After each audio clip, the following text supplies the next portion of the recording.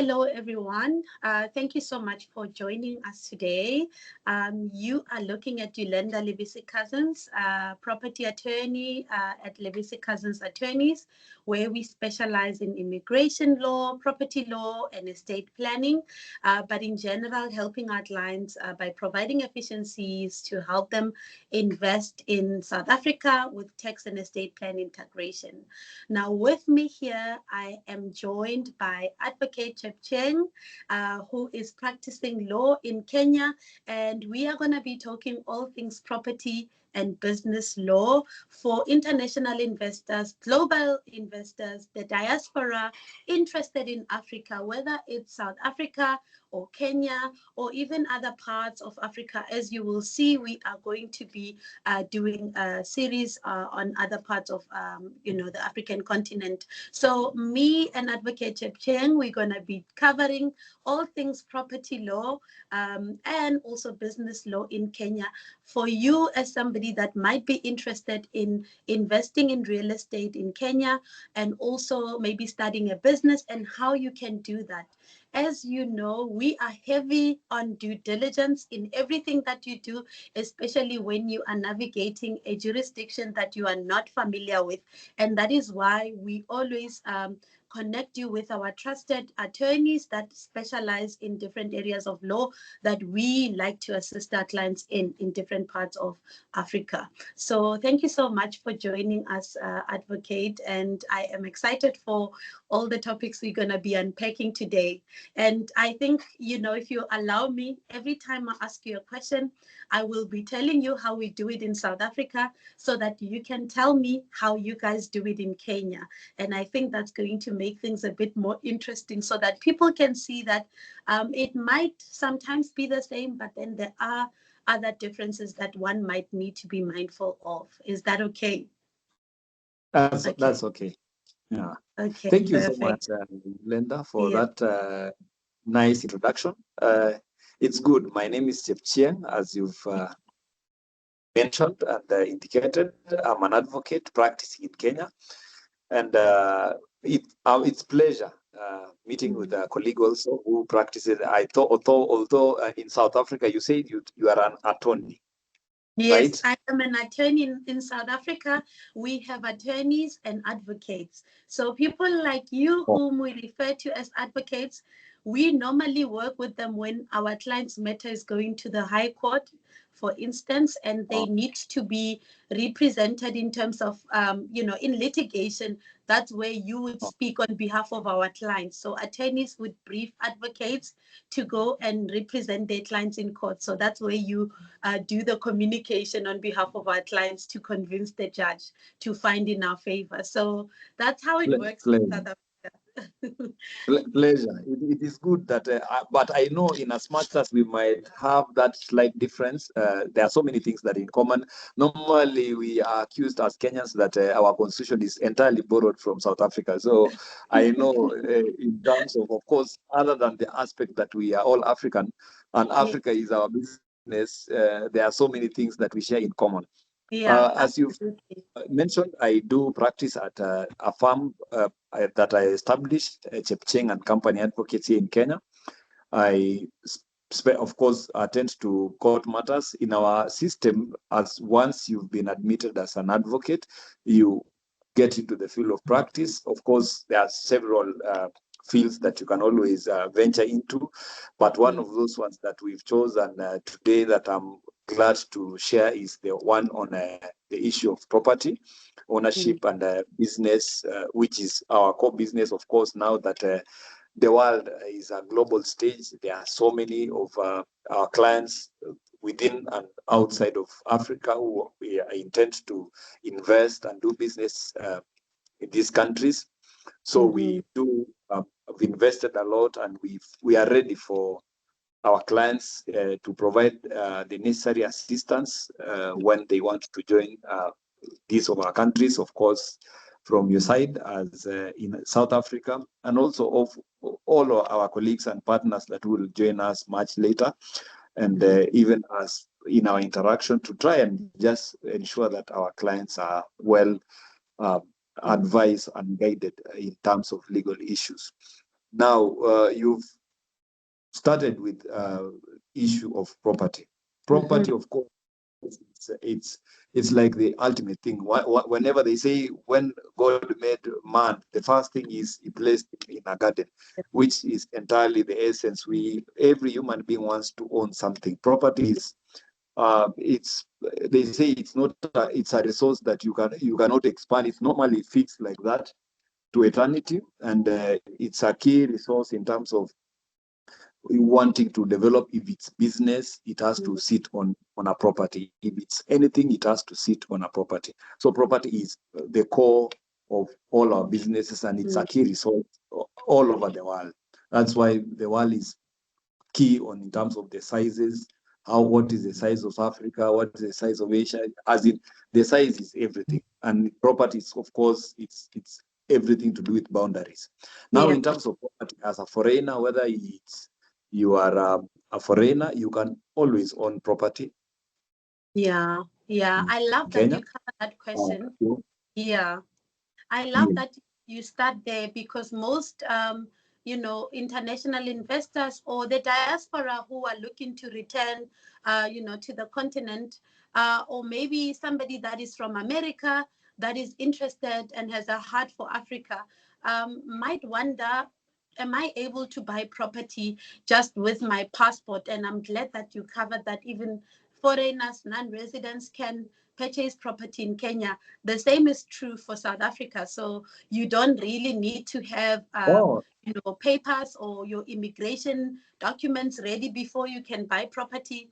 Of course, however, if you want to stay in the property for an extended period, longer than 3 months, which would ordinarily be how long in South Africa a tourist visa is valid for, then you obviously would need to sort out the paperwork to stay longer so you can enjoy your property. If it's not an investment property, but you're buying it for you to enjoy. So it brings me to the next question. So now that we know, foreigners can purchase property in Kenya, in South Africa, we have, a very straightforward model when it comes to property acquisition.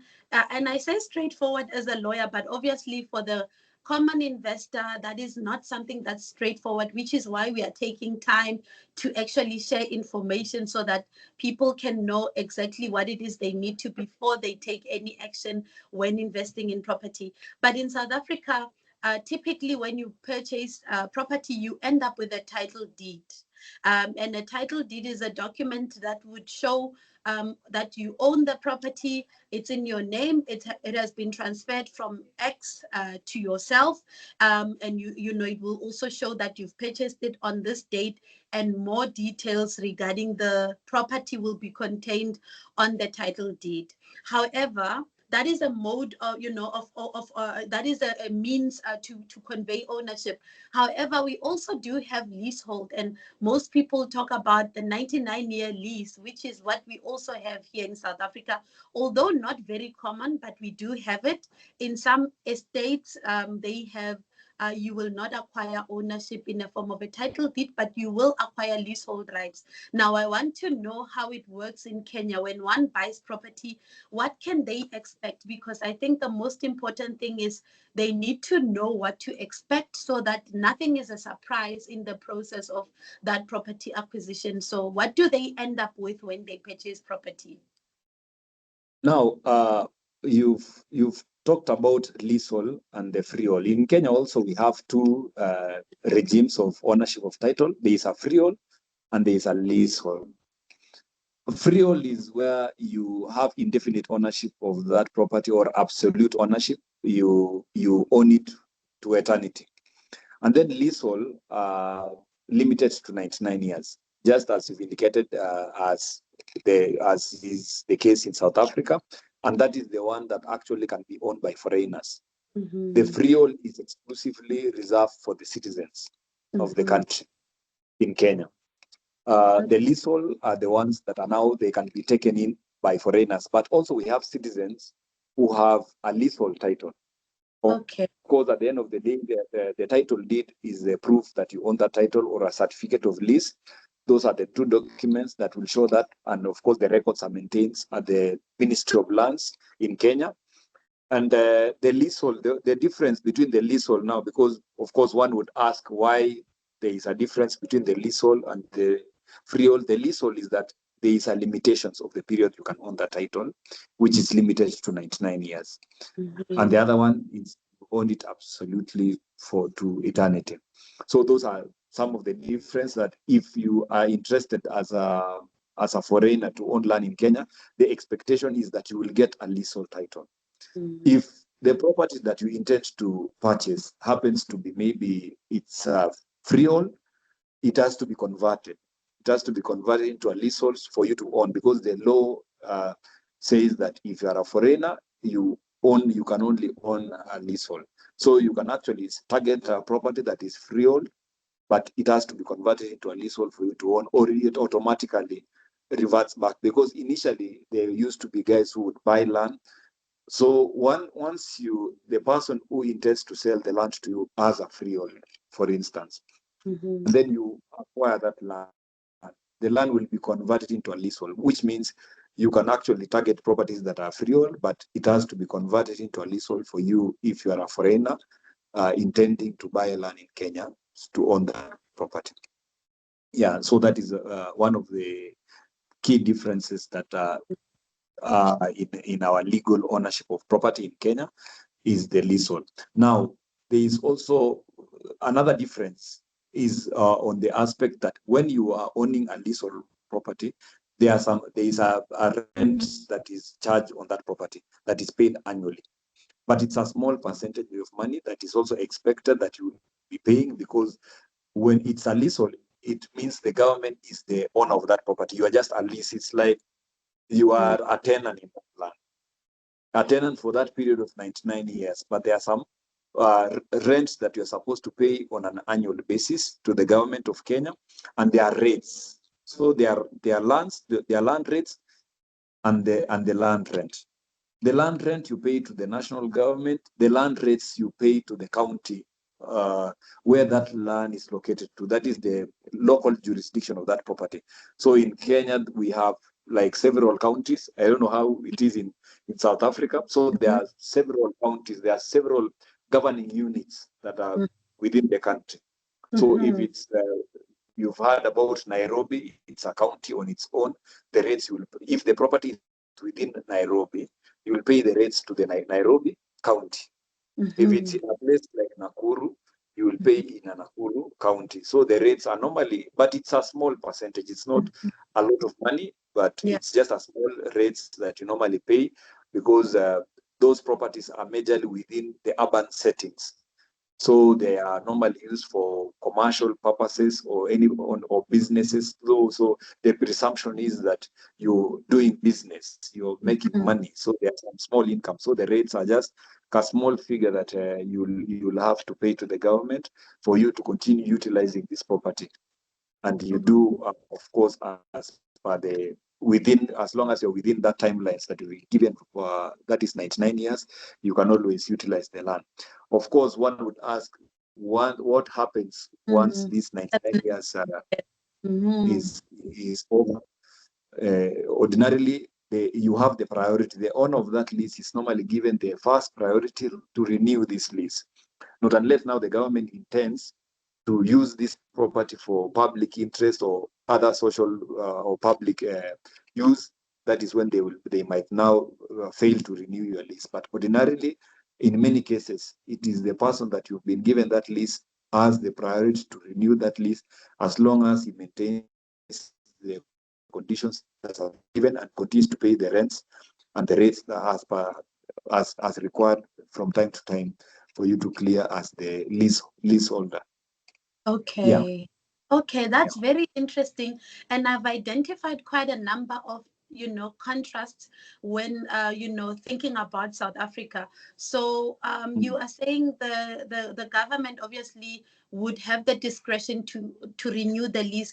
I want to ask you, How common is it to have a situation where the government decides not to renew the lease? And I will tell you, I'll give you a scenario. So in South Africa, where we have estates that are operating on the basis that it's a leasehold, people obviously have 99 years when they buy into the estate. And most times they buy land and they have the entitlement to build and improve the land. So put a structure on the land and, live in it for the 99 years. And after the 99 years, the person who is the lease holder has the option to then renew for another 99 years. Of course, they always renew, because if you buy land and you build property on it, why would you want to leave your property when you found the land as an empty, field? You obviously want to keep your property forever, or once you pass away, you want it to stay within, your family. So you create a legacy. It's generational wealth, because that's what property is a symbol of as well. So is it common? So in South Africa, it's really unheard of to hear of a situation where they say, oh, the lease was not renewed. And the lease holder in South Africa, it's normally private persons, because in situations that we have 99-year leaseholds, or the ones that I'm very familiar with, they are owned by companies, and they will, and it's regulated by law. So it's not like the company can just wake up and decide, oh, I don't feel like, giving you the right to enjoy your property anymore as a leaseholder. So people typically have forever to enjoy that property and pass it on from generation to generation. However, after the 99 years in South Africa, you have to, like I said, renew or you extend the lease for a further 99 years. You pay in most states 3.5% of the eventual, of the purchase price, or rather of the property market value at the time of renewal. So that is what typically happens. And I've not yet stumbled across a case where somebody was on a 99-year lease and, the landlord decided not to renew. And of course, it would, I'm sure, pose a huge legal challenge to say, but what about my structure? And I also know of people in Kenya who own farms and they are foreigners. So how does that work after the 99 years?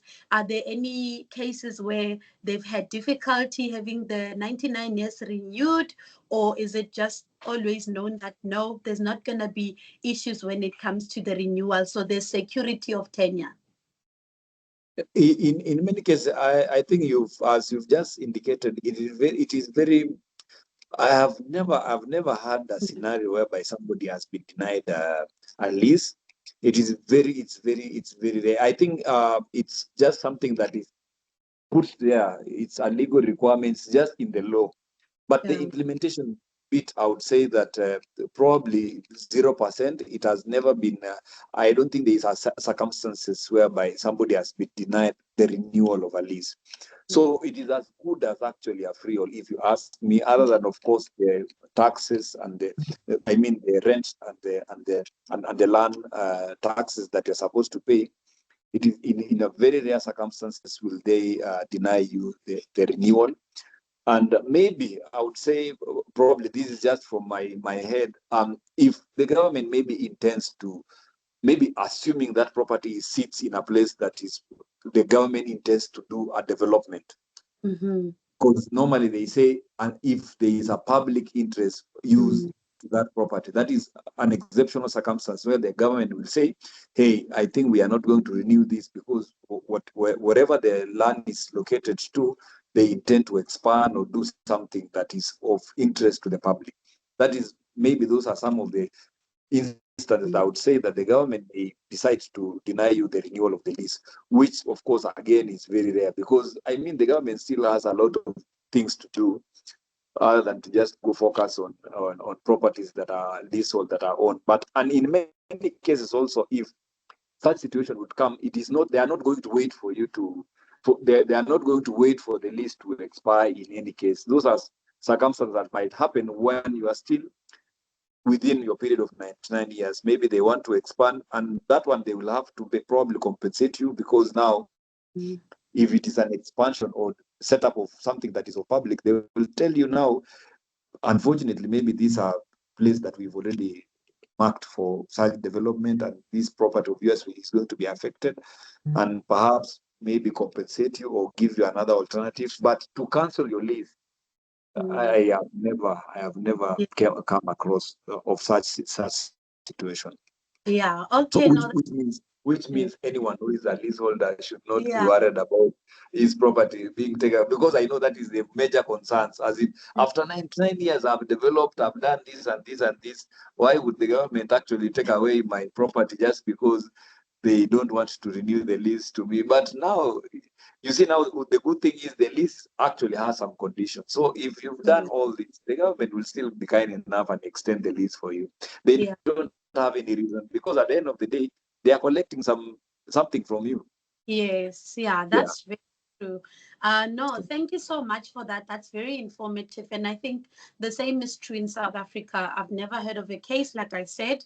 I now want to get into what the property buyer needs to know in terms of how long they can expect the process of buying property to be. So I'll give you a contrast once again. In South Africa, when you are buying property, I'm not even going to count the time when you are searching for the property until you find one. But from the time that you found the property and you are getting ready to sign the offer, hopefully you don't sign until your property lawyer has looked at it, which is what we specialize in, property due diligence, helping you make sure that you understand what you are signing, the legal implications, but also helping you make sure that you are buying in a tax efficient way. So you are not triggering unnecessary tax events. So we'll do structuring, and then we'll also help you avoid things like probate by giving you the options. Of course, you are the one who gets to choose at the end, as you are the buyer. But I want to talk about the fact that in South Africa, once you've identified the property and maybe the realtor gives you the offer to purchase for you to sign, once you've signed that offer, obviously after the due diligence, it can take up to 3 months to have the property transferred to you, so to receive ownership of the property. It can also take longer if there are any issues that require intervention, etc. But typically it's 3 months or less. So, and then the other thing is that the buyer will be the one to cover the fees to receive transfer of the property. Not only the fees, but we also have what we call property acquisition tax. And that is what you will pay in the form of transfer duty if you are buying from a seller that is not a VAT vendor, or you will pay VAT, which is included in the purchase price. Typically, that is value added tax. That's also a type of tax, but the seller will already have included it in the purchase price, and only if the seller is a VAT vendor. So I want to know, when it comes to costs, who pays the cost of acquiring property in Kenya? Because in South Africa, there are some costs that are borne by the seller, meaning the rates, certificate, the electrical compliance to ensure that the property, the electrical wiring is in place, the plumbing, there are no issues. Those are covered by the seller, but those are small fees. I'm talking about the substantial amounts, such as taxes, transfer fees that are payable to the seller's transferring attorneys. They are typically covered by the buyer, and that is the law. So how does that work in terms of costs in Kenya? And then also, how long typically does it take to move property ownership from the seller to the buyer? And now, of course, because land is, as I said earlier, it's a very critical and emotive issue when you're handling. If you are buying land, of course, definitely, they say physical identification. You have to see the property. Don't just assume that somebody has told you that there is a property and there is a title deed. That's it. You need to, due diligence would be first, you see the property, you've seen the boundaries. Sometimes even there is a joke normally in Kenya, they normally say you must look for a village drunkard.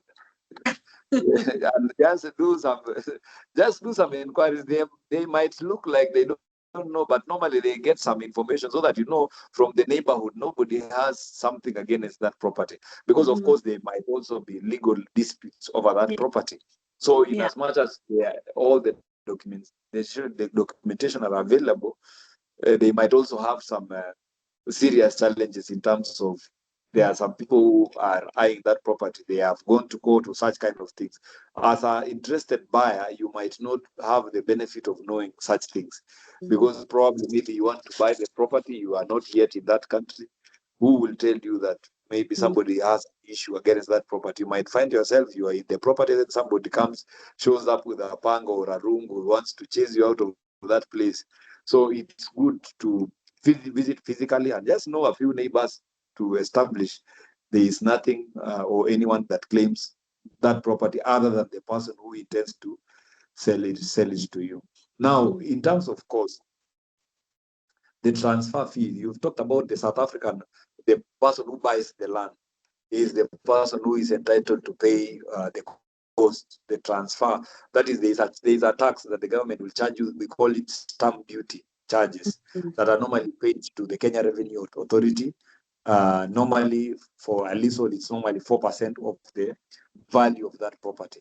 That is normally paid by the person who acquires this property. And of course, you've also talked about now the due diligence. You have to do the legal search. That is something that normally takes maybe 1 week maximum. And then to fill in the forms to apply. No, you have to apply also for a consent. Consent that is now from the buyer, granting you now the right to do the transfer so that now you can acquire the ownership of that property. That's like another 2 weeks. So give and take, submitting all the documents, having to pay the stamp duty charges, which are normally the costs that are shouldered by the person who buys this property. That is the stamp duty. You of course you pay to the Kenya Revenue authorities, and then you submit all those documents together with the original title deed of the person who sells the property to you, and the documentation. These are personal identification, the Kenya Revenue Authority card that is also given by the person who sells the property, and there's also a requirement of the passport size photographs that will be attached to the forms, and the search certificate that will be also you should have done before getting this property and submitting it to the lands to cross-check that all the documents are relevant documents are there, all the documentations are there, you've executed correctly. And of course, there should be also an attorney or an advocate for that matter, who is going to look at the agreement and ensure that all the terms of the agreements are made to cover you, because sometimes they say agreement is between two people, the buyer and the seller, but you need an advocate to come in between to check, to ensure that all the terms are covered.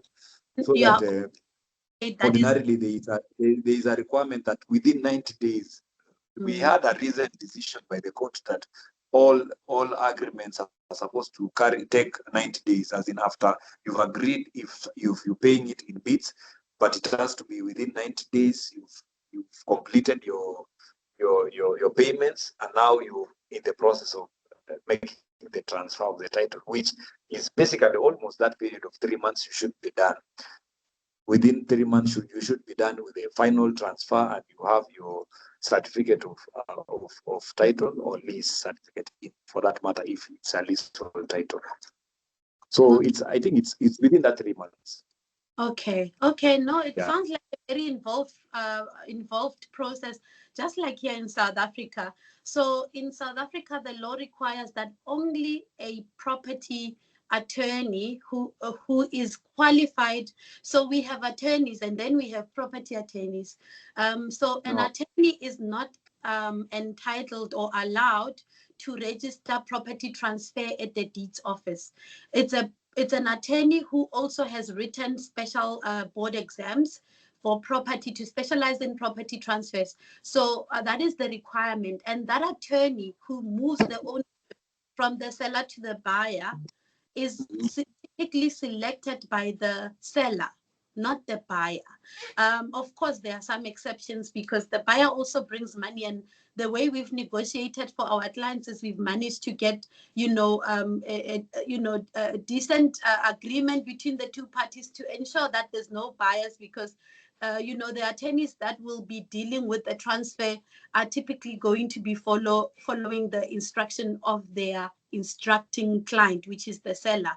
And if there's a dispute that arises, of course, they have to act fairly between two parties and try resolve the dispute. However, if the parties, the seller and the buyer, do not end up reaching an agreement, our law says that the transferring attorneys can then take the side of the seller and let the buyer, or rather let the buyer know that they need to get their own attorney to represent them should there be a dispute. Generally, property transfers are not litigious, but where there's money involved, like you said, payment terms, if the agreement says you must pay within 10 days and the person takes longer, sometimes you have a situation where some sellers act, authoritatively, and they instruct the attorney to cancel the agreement and retain the deposit. So a buyer in that situation is left compromised if that agreement is enforced in the favor of the seller. So I want to find out two things from you.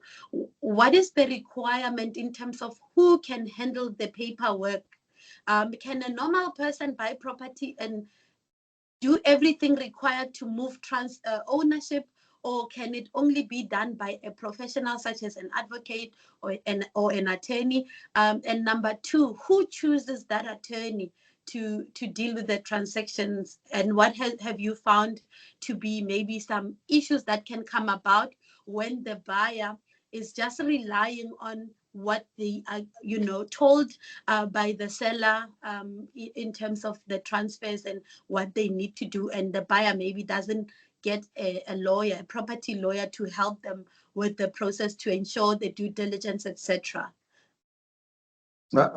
Thank you. On that issue of a property, you say that South Africa there is a property lawyer. Unfortunately, in Kenya, we haven't crossed that part. I think that is something that we need to do some recommendation for amendments to introduce such a thing. Because in Kenya, I think you are already that lawyer. You the way you specialize in property, I would call you a property lawyer because you are such an expert when it comes to property. it's okay. Now you see, now in Kenya, Mm-hmm. we mostly there is no requirements. In fact, you say that the seller is the one who chooses. In Kenya, they don't even have to choose. Sometimes they even go to the area chief to do an agreement, or they do by themselves, because the law in Kenya recognize that any contract can be done within two adults. As long as they are of sound mind, they can do a contract in written, as long as it's now written, of course, to safeguard the interest that is involved money. As long as it's written, it can be done, and it's within that 90 days. It's going to be enforced. And even preparing the documents, there are normally the land actors, there are some standard forms that have been prepared to fill in. If it's a transfer form, all those things are available. They have made it so easy for guys to transact on matters land. It is only that it is sensitive, that now people have to use advocates to do their business, the land transaction issues, because of course there are a lot of things that a professional needs to know that they are done correctly. But nothing prevents private citizens from actually filling those forms by themselves and submitting to the lands, as long as they have done everything that is required. As I have correctly told you, the procedures are very standard. If it's stamp duty, it's supposed to be paid in this manner. There are forms, the application for consent, there is a form already, a standard form that you can actually download online, and you fill all the requirements. If it's a transfer, those forms are also there. If it's drawn by an advocate, you just write it down. If it's drawn by that person by himself, it's written down there.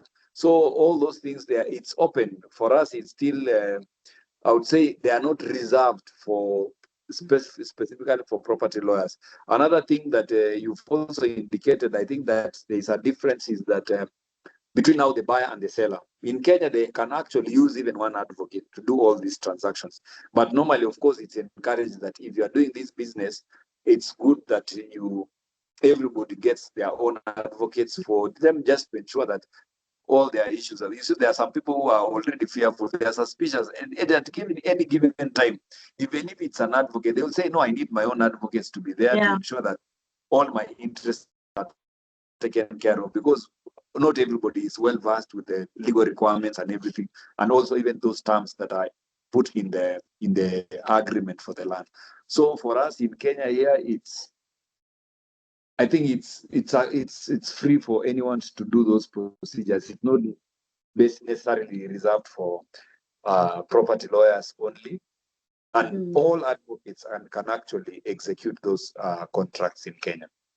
Okay. Okay. No, that's so good to know. And it's very important, especially because, you know, as a property lawyer, I know there can be so many things that go wrong in a property transaction.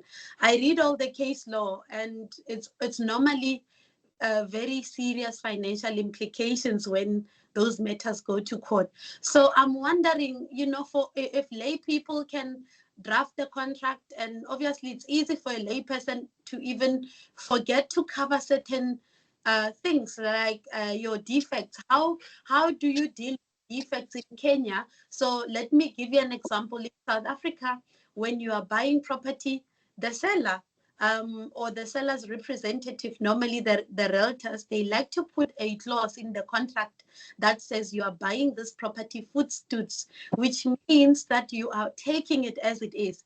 There could be a hidden defect behind the door that will cost you $500,000 to. There could be a burst geyser that you know nothing about, because those things you don't see when you are viewing property. You can't even ask a neighbor about to say, is this property, you know, where are the boundaries? It's things that we call latent defects. They are hidden defects, problems, about the property. And then we also have what we call patent defects. Those are obvious defects that, you know, it can be a broken door handle. And if you are viewing property and there are obvious defects, patent ones, then you are set to accept them as they are, because any person, any reasonable person in your position should have seen that the door handle is the way it is, and you said nothing, you didn't negotiate it into the contract, then you accept. But with regards to the hidden ones that sometimes only the seller could have known about them, but they choose to keep quiet because they don't want to cause problems. Maybe it's going to decrease the purchase price. We have such a case law here in South Africa that the law has even had to intervene and regulate it by saying now the seller is required to fill in a disclosure form, meaning they must disclose all the defects that they know about in the property. But that's still a problem because sellers always say, I don't know. And you cannot obviously objectively enter the mind of a seller and say, I can prove that you knew. There's no easy way to prove knowledge of a defect. So we have found some ways as property attorneys who are more, pro the buyer, because we represent the interest of the buyer. When we are obviously the buyer's attorney, we do sometimes transfer property. That's where we take instructions of the seller. But we, to avoid conflict of interest, we would not represent the seller and the buyer simultaneously because of those nuances and intricacies. So I want to find out from you, how does one deal with issues where there could be a hidden defect that could cost millions to fix in the property, and the seller didn't tell you, and now you sign this offer and it gets transferred into your name, and then you immediately find out after receiving ownership. We have the legal way that of dealing with that kind of situation, but that's where due diligence is important on the part of the buyer, because it's not going to be an excuse that you didn't know that there was something wrong. You could have hired an inspection company, a professional inspection company, to go through the property, inspect, to rule out any possibility of a defect that is serious, that can cost a lot of money. And these are things that unfortunately you can't even ask a neighbor about, because they will not be looking at it with a professional eye. So those are some of the measures we put in place for our buyers here in South Africa to ensure, and also by regulating the wording to say, the buyer will have the entitlement to appoint the inspection company. We also will put will position the liability appropriately to say, should there be a latent defect, this is who's going to be liable. And then we'll also regulate, we can even say the transfer shall not happen until the defect is attended to. Those are the ways in which we protect our buyers. And I'm curious to know, how does one deal with those issues in Kenya? Can parties also transact in a way that the buyer can add clauses in a contract that will protect them against things that they might not know, such as defects that are hidden in the property, and then also make sure that they move the liability to the seller should there be such defects? Is there such a thing? Can people take it to that extreme? Because that's how far we go here in South Africa. I don't know. Basically, I don't know if it was by design or what, but considering that, just as I've indicated to you, the law in Kenya doesn't necessarily, it's not a duty that you must get a lawyer for you to do your property engagements.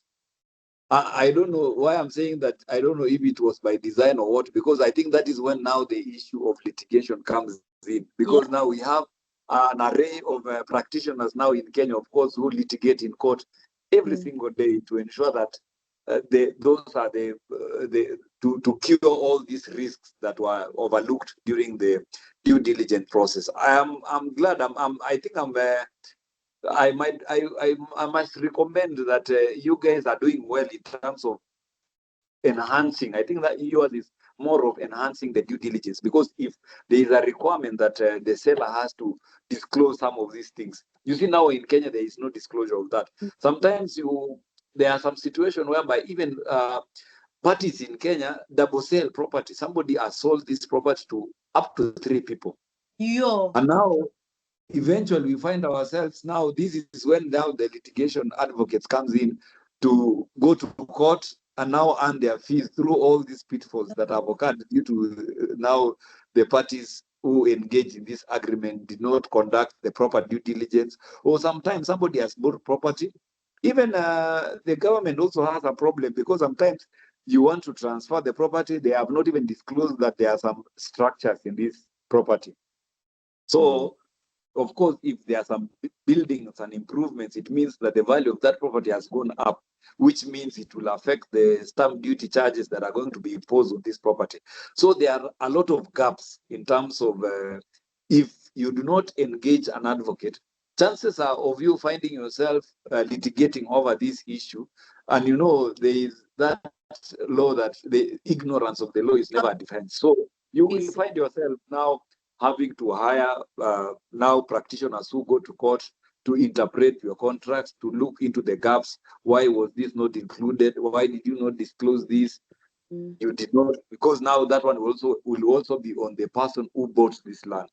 If you did not conduct a search, for instance, which is going to disclose you that this property there was a loan, or there's a case that is going on in court, because it's the search that is going to disclose to you some of these things. Because it's not, when you go to the property, it's just a property. It's not written anywhere that this person took a loan or a loan facility on this property.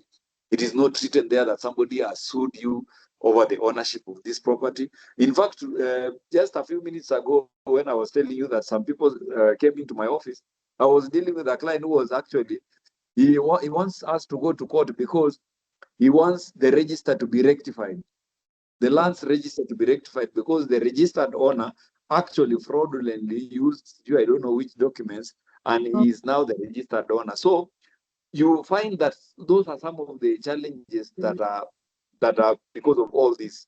The failure of the due diligence, the risk that now happens because you did not engage maybe a property lawyer to confirm for you the proper legal owner, to ensure that there is no dispute over this property, to ensure that the boundaries are okay, there is no boundary dispute over this property, whether this property, the rates and clearance certificate are up to date, they have been paid, the conditions of this property is good, and such kind of things. So it is still an open. I think I would say that these risks are still there. They are present in Kenya, because of now, just as I've indicated to you, we don't have that. The law are not comprehensive enough to Mm. guide to protect what they are called buyers, Mm. buyers in good faith. They are coming Mm. in to buy this property. They Yeah. don't have a lot of information in terms of the status of this property. So those risks are there. And I want to confess that those are mostly the huge chunk of cases in Kenya that deals with now property are all because they were failure in terms of the due diligence, in terms of Mm. doing the proper research to ensure that this property are okay, the zoning rules, and all those things. So those risks are majorly there, and they are the ones that carry the weight in terms of all the cases that are in Kenya. And Yeah. even the banks are affected in the process because now you see like the rules of the bank are that they are the ones who have the priority rights over the property. Like if this property has been charged by the Mm. bank, they are the Mm. ones who have the superior rights over any other person who may have had an interest over that property.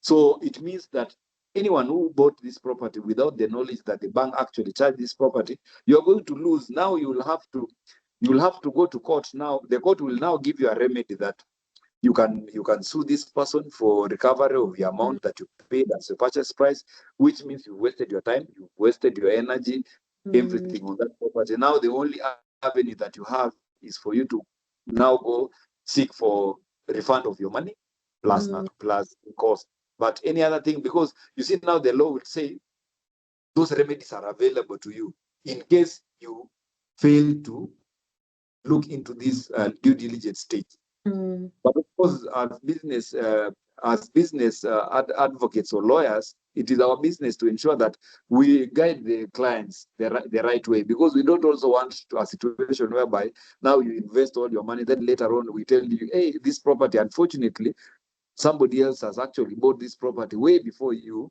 and we didn't know. There's an agreement here. This person entered with this person. We didn't know about this, or probably the wife is objecting to the sale of this property. Is the spouse?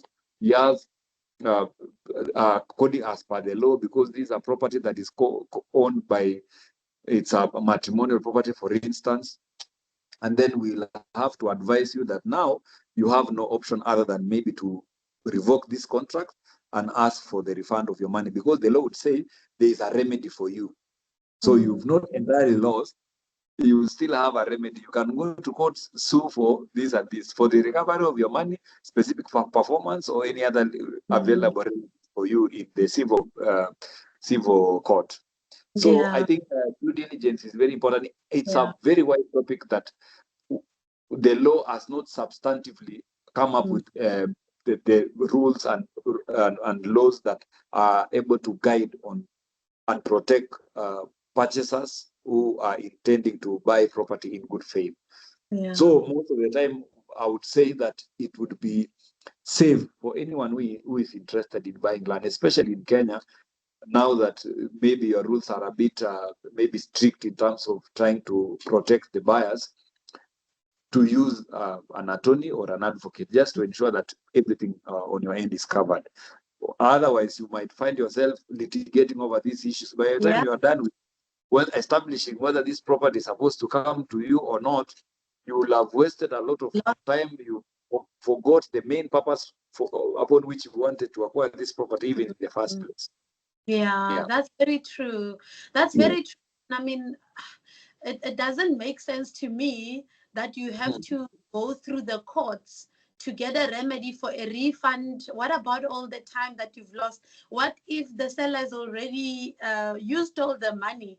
So it's an unnecessary risk, It's which can very be solved just by, just investing in a due diligence. And I'm really happy that I get to understand and unpack these issues with you, because we are definitely going to be extending our due diligence frameworks, which are very comprehensive, to Kenya and to Ghana, with, of course, our attorney partners, just so that we can make sure that all the areas, so all our buyers that we represent, they actually go through the process of land acquisition or property acquisition using the due diligence frameworks, and they are so comprehensive that, you know, as much as possible, we want to avoid a situation where they need to pay legal fees to have an attorney go fight for something they can avoid. And I think that's going to be a nice addition. It will also lessen all the court cases, I think, in the courts, you know, because yeah, some of these things are really not necessary if you just pay more attention on the steps. Because for me, it's really silly to say that people can do this themselves, but then which layperson knows how to think about latent defects that could be hidden, title searches, municipal rate amounts, you know, all those things. There's a lot that goes in the process. So I love that there's flexibility in terms of there's access for everyone to do it, but then there's also a lot of risk when it comes to I think you put it correctly, that it is now our business to avoid, to reduce those chances of you going to the litigation route, because now going to that route is also, it's litigious, it's time wasting, it's costly, it's not even helpful, because now we are talking about us helping the clients or our different clients who intend to invest. We want them to progress, to do positive things, not necessarily to engage in fighting, to have whatever that they want, they have already acquired. Then they are told, hey, you see, there's a problem here. I think that is the basic point of us even trying to have this conversation and try to see how best we can try and seal those loopholes to ensure that they get a good deals in terms of course, smooth process from the beginning to the end. And of course, it's recommended that we come up with that. You've said a comprehensive due diligence procedures. You'd rather spend the entire amount of money just ensuring that you get these things right from the beginning, rather than just going to the end. Then you discover that, you see, this thing is not proper. The company that sold you actually has an issue. They had not complied with this. It's really very discouraging even to our clients, and it's not something that we would wish also even for our clients to have to go through that. Absolutely. We definitely, you see, one thing we pride ourselves on is making sure we take proactive measures to help ensure that clients avoid going to court. And I think also that's a new way of thinking in terms of us attorneys, that we don't necessarily need to engage in a legal battle to earn our fees. So what we do is we work with clients who invest in our services so we can help them avoid paying legal fees, you know, to go to court. And so at the end of the day, we as the attorney assisting the clients, we earn our fees even by helping them avoid problems, you know. And I think that's even better, because once they have covered all their bases, they are happy and they can come back, because dealing with a litigious matter is very stressful. I've had clients who signed and they paid deposits which were non-refundable, and you know, it was the worst thing to deal with clients who were in that situation, because now they expect you to create a miracle, because you are the attorney. You must They have come for you. They have come to you for solutions. They have come for you. They have come for solutions from you. Don't tell them that now we have a problem, we have to go to court. Now, trouble. They are going to run away. Annoying the client because now it's billable hours and they don't know how long you're going to take, which means there's uncertainty in the process. But I think there's a way that we can actually serve them, and they will keep coming back, because you are protecting them against something that you know, can cause a lot of harm and unnecessary stress. So I'm very excited about us introducing the LCA frameworks for due diligence also in Kenya. We will be introducing them everywhere, just to make sure that our investor clients that are interested in Kenya, they can be rest assured that if you've gone through our framework, the entire due diligence process, that at least you have You cannot remove all the risk 100%, but at least 99% is covered. And that is, I think, important, because with everything that we've discussed, my legal brain was showing me the risk everywhere when people are without a lawyer. I don't believe that a person that is buying property is equipped. If they are into liabilities, they can do it alone. But if they are into investing and creating generational wealth, and for me, creating generational wealth means that you take proactive steps to guard against further loss, preventable loss of money. That is litigation. You can actually lose a lot of money because you are not diligent enough. So I'm very excited about the prospects of working together to help our clients close that gap in Kenya. And then because it doesn't have to be us waiting for the law to improve, we can actually improve our clients' experiences, by helping them to proactive. So yeah, that is there's a lot of opportunities there. And then I think you've also covered a lot of the questions about the documentation, etc. So yeah, clients are going to really find a lot of value in this interaction. Now I want to talk about business registration, because with most of the clients that we help, when they come into the country, they want to find the most tax efficient ways to buy property, or to just start a business in general. We have clients who've started, businesses in the hospitality industry. One starting a vegan restaurant, and we registered the company for him, and we also take them through the legal requirements, the tax requirements, the annual returns, etc. Just giving them that information to prepare them for what they can expect. Also, those who buy property for investment purposes, to say it's never a good idea to just fill in the OTP or the offer to purchase and just put your personal name, because just like everywhere in the world, even in America, they're always talking about never put your property in your personal name, rather have a structure. And we are heavy on teaching about the importance of proper structuring. And of course, there's no one size fits all. As we know, each and every individual will have to have their case assessed, and then we recommend the best structure. But typically, we have private companies in South Africa. We also have trusts, and even though a trust is not for everyone, it's a structure that is used by a lot of generational wealth builders who create this generational wealth in perpetuity, to also using it to avoid things like probate and the legal costs involved when one is going through or when one's estate is going through probate. So when you've structured it properly, you can end up basically owning nothing but controlling everything, and therefore saving a lot of tax because of the right structure, because you work with lawyers that understand the importance of building a legacy in each and every transaction that you engage in. So I suppose I want to start by the simple question of, can foreigners register a company in Kenya?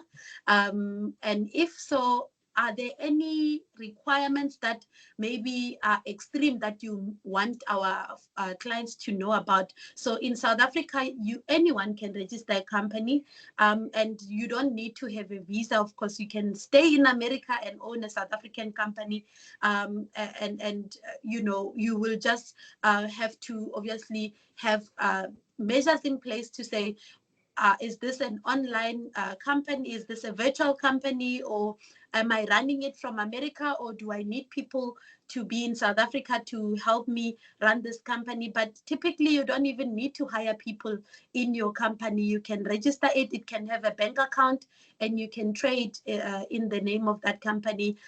You can become a shareholder and hire a director, or you can become both a shareholder and a director.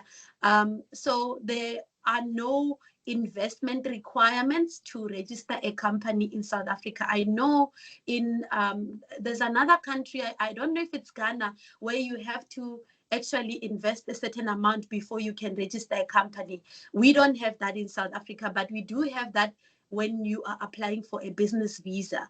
So I just want to find out, what is the requirements for having or registering a company in Kenya?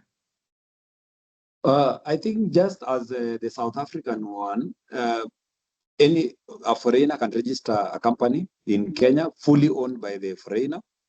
The only difference is that the law now requires that they have a representative now in Kenya to keep all the data, the beneficial owner. Of course, you can own as a person, individual, by yourself as the only shareholder.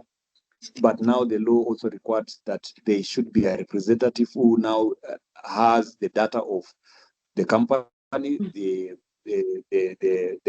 structure, that is the shareholder, if it's one person or two, and of course the beneficial owner. So it is possible for a foreigner to own company, and there is no requirement that you have to invest this amount of money to own that company, just as you've said on the issue of South Africa.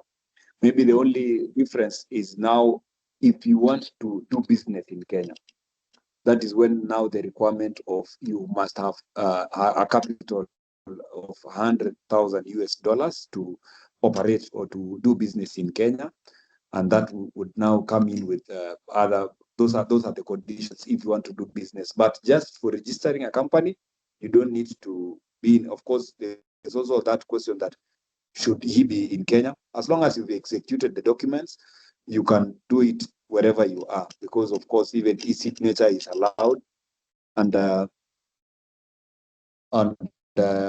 though all these things are done through an online portal, it's not something that you can receive those documents on soft copy, execute them, you upload them to the online portal that is used to register companies in Kenya, and all those data you can also download and have those copies wherever you are within the country. So within the whichever place that you are. So as a foreigner, you can set up any company that is fully owned by a foreigner. Okay, 100%. Yes. that is useful information, I'm sure, for our clients to know.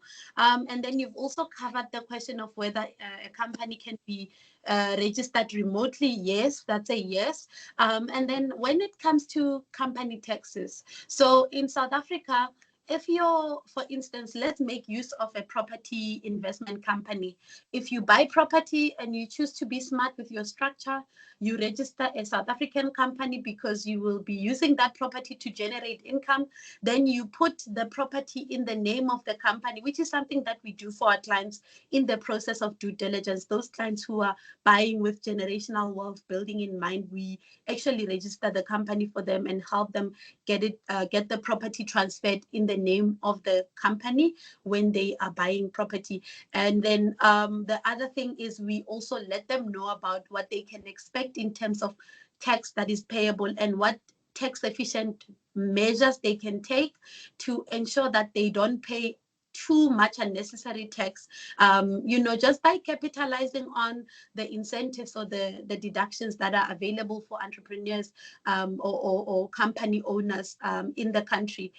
So I guess what I want to find out from you is, when it comes to your tax law, we have income tax here, and it's all companies are charged 27% income tax, so it's a flat rate. But we have different types of structure. So when you are doing business, you can do it in your own personal name, so that's sole proprietor, or you can be in a partnership, which is not safe because then the debt of the one partner can affect the other partner. That's an informal structure. And then, but you can still have an agreement written down. It's just, it doesn't give that protection against liability of the other partner. And then the company that is a PTY limited, which is what we are talking about, that one offers protection. So when people are suing your company, they can't get through to your own assets that are in your personal name. So those are the different entity types that we have. So now, speaking of the private company, the PTY limited, as we call it, the tax there is 27%, and you can also have deductions on that 27% to reduce your taxable income. I want to maybe find out how does it work in terms of taxes when one registers a company in Kenya? Is the income tax, is the rate reasonable, or is it better when you just buy things in your own name in terms of tax? Because in South Africa, if you put them in your own name, you can even end up paying up to 45% because income tax for individuals is levied on a sliding scale. It's not fixed. So you can end up paying, as long as you make more money, you pay more tax. But with companies, it's fixed to a certain percentage, and you can lessen it further with deductions or those tax incentives. So I just want to understand how it works in Kenya. I think the Kenya is slightly higher because ours is it's normally for corporate tax, it's 30%. That is for if it's a company now, which is of course on the company. Maybe for clarification purposes, is that if you registered your company, it will be there will be its own independent KRA pin, which is actually the one that is charged on the taxation, which is 30%. That is if you are doing now the business. Of course, for the individuals are different. You can get as a director personal. That one is on you. If there is any income that this company has generated, it's normally it's a flat rate of 30%. There is no that's normally the percentages that are being charged as a corporate tax for as a corporate company.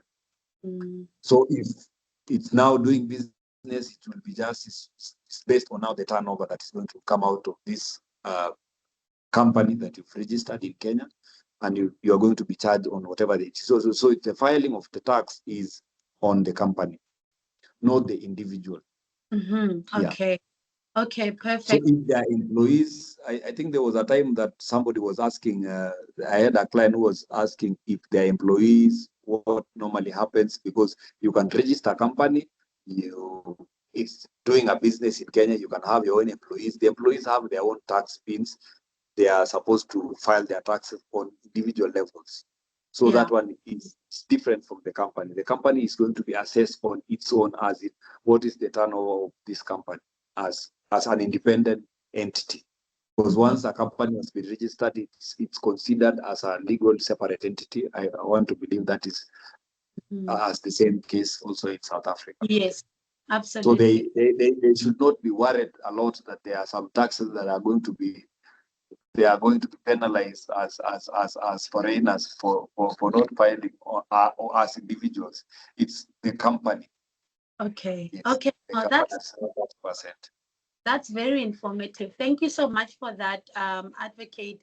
And then I think I'm just gonna wrap it up because you've really given me a lot of your time. But I also wanna add that we are going to be covering immigration, so the visa options at a later stage with one of your legal partners that you work with there. So we will be exploring the different visa options, and I'm so excited that you also are going to be part of the Generational Wealth Builders in Africa conference that we're going to be hosting on the 18th and 19th. So we will unpack more about, you'll be covering topics on, investing in Kenya, buying property, and there you can speak about your passion like I've seen you do on social media.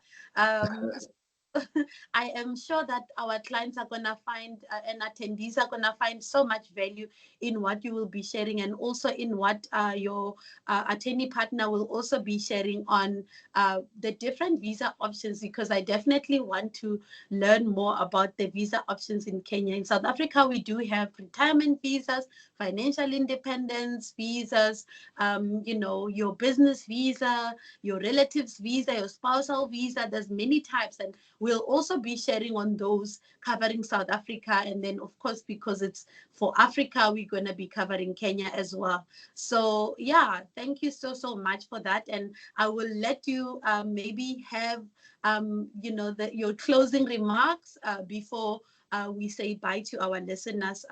But I believe that this has been a very, very informative and beneficial discussion. So I'm really honored and I'm thankful for you joining me today. So yeah, what would you like to say to the listeners as we close? Thank you so much. I'm also grateful for having this interaction together with you. It's good also, I'm learning a few things about South Africa, and it's good because now we are having a good integration in terms of understanding also how South Africa are also doing, as well as we try and see how Kenyan are also doing. in terms of trying to learn. And also to our clients who are also watching us, I'm sure they're learning a lot, and we will also keep on having this conversation now and then, because our purpose is to get to this information. It's of no value to learn and then keep the information to yourself rather than to disseminate to others. And of course, for the betterment and growth of all of us and even to our clients. So thank you. I'm looking forward to our meeting on 19th. Is it 19 and 18th? Yeah, it's a And yes, and more interactions, of course. And I wish you all the best and greetings for the seasons and Merry Christmas. I know it's early, but still, it's still we are now getting into the mood. I'm even wondering why you are not excited already that it's getting to Christmas. You see, people are going for the 19th and 19th. I first have to cross over the event, and then I can be in my festive mood. But yeah, definitely looking forward to Christmas and spending time with family. Immediately as soon as this is the gift. This is our gift to the clients, that now, before you go to December, we are going to give you a gift for your Christmas. This information is more critical than any other thing. Yeah, 12 Thank you hours so much. of 12 hours worth of valuable content covering our 3 pillars, which is immigration, property, and business in different countries in the continent. So the Generational Wealth Builders in Africa conference is going to be online. It's going to really be valuable. And I just want to remind our listeners, it's going to be from 9 a.m. Eastern Standard Time for 6 hours on both days. So thank you so much. And we will chat again. Thank you. Bye. Thank you. Okay, bye-bye.